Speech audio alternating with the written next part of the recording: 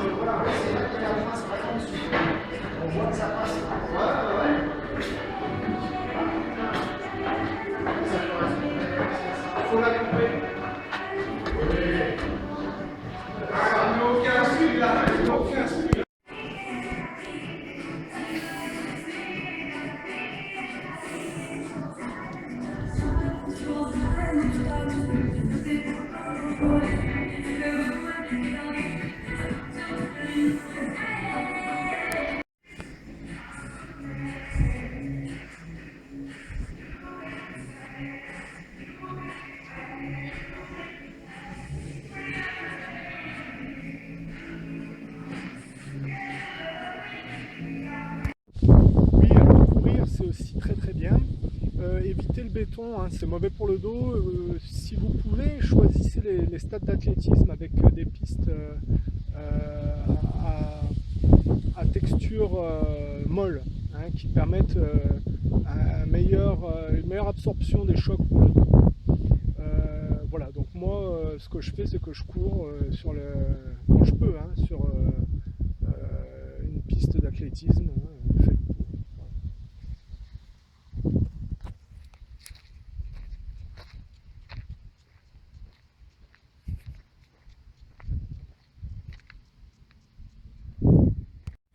Donc je dis courir, ça fait du bien. Si vous pouvez courir tranquillement pendant 1 heure, c'est pas mal, hein. Au moins une fois par semaine. Et sinon faire du fractionné, c'est-à-dire faire un tour de piste, mettons 800 mètres, et puis donc à allure modérée, et puis un autre tour de piste en sprintant, si c'est possible. Et faire ça en alternance 2 fois de suite, c'est-à-dire 4 tours de piste. 2 tranquillement et 2 rapidement. Vous faites ça et 1 heure par semaine.